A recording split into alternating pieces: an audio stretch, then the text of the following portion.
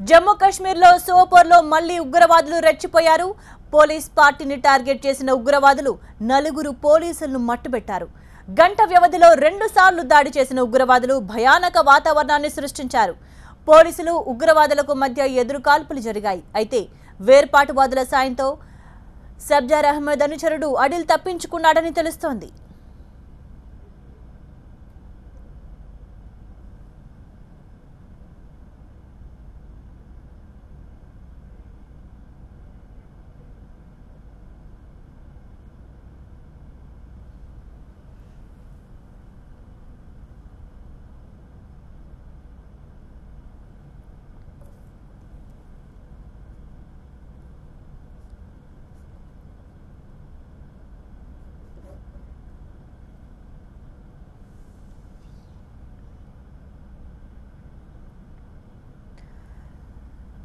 ఇక హిజ్బుల్ ముజాహిదీన్ ముష్కర ముఠా నాయకుడు బురాన్ సబ్జార్ అహ్మద్ భట్ సహా ఆ గ్రూప్లో కీలకమైన 10 మందిని భద్రతా బలగాలు మట్టుబెట్టాయి.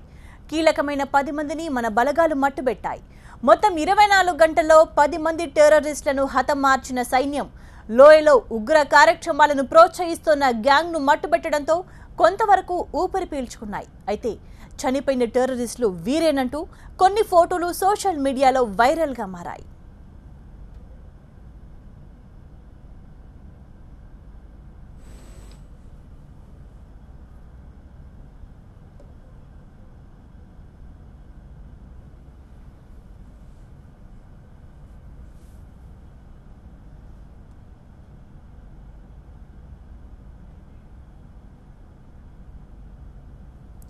హిజ్బుల్ ముజాహిదీన్ గ్యాంగ్ లీడర్ బురాన్ వారసుడు సబ్జార్ అహ్మద్ భట్ను కూడా మట్టుబెట్టిన సైన్యం వీరితో పాటు గ్యాంగ్లోని మొత్తం 10 మందికి పైగా క్లోజ్ చేశారు.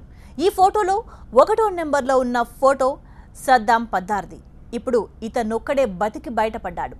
మిగిలిన వారందరినీ అంతమొందించగా బలగాల దాడిలో నుంచి బయటపడ్డ సద్దాం పద్దార్ ఇప్పుడు లోయలో ఉగ్ర కార్యకలాపాల్లో కీలకంగా మారాడని సైన్యం అనుమానిస్తోంది.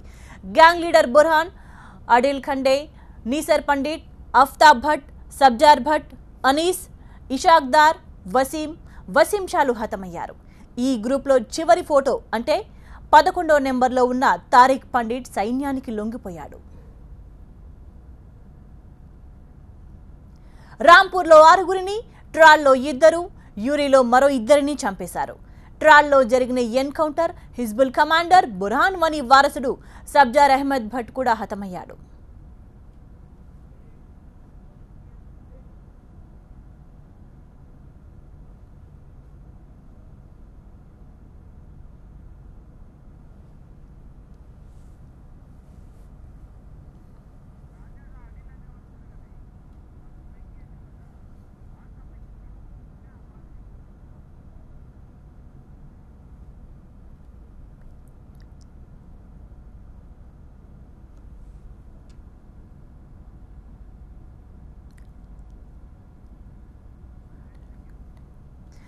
ఈ గ్రూప్లో తాజాగా అడిల్ ఖండే తప్పించుకున్నాడు.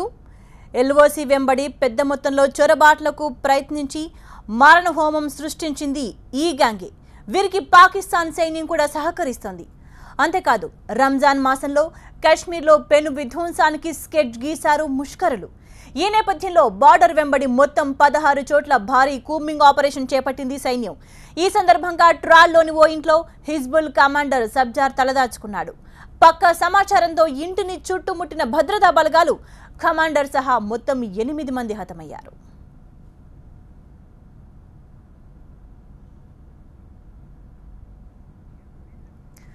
హిజ్బుల్ కమాండర్ మృతితో లోయలో మళ్లీ అల్లర్లు చెలరేగాయి. సబ్జార్ను చంపేయడంపై వేర్పాటువాదులు భగ్గుమన్నారు. శ్రీనగర్ సహా పలుచోట్ల భద్రతా బలగాలే టార్గెట్గా దాడులు చేశారు ఆందోళనకారులు.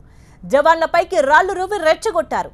లోయలో ఎప్పుడు ఏం జరుగుతుందోనన్న టెన్షన్ నెలకొంది. అయితే భారత బలగాలు మాత్రం ఎలాంటి పరిస్థితులనైనా ఎదుర్కొంటామని, ఉగ్రవాదులు నియంత్రణ రేఖ వెంబడి చొచ్చుకు రాకుండా మట్టుబెడుతున్నామని, ఇకపై మరింత కఠినంగా ఉంటామని టెర్రరిస్టులకు వార్నింగ్ ఇచ్చారు. మరోవైపు సరిహద్దు గ్రామాల్లో కూంబింగ్ ముమ్మరంగా కొనసాగుతోంది. అనుమానమున్న ప్రతి ప్రాంతాన్ని ఇంటిని జల్లెడ పడుతున్నారు జవాన్లు.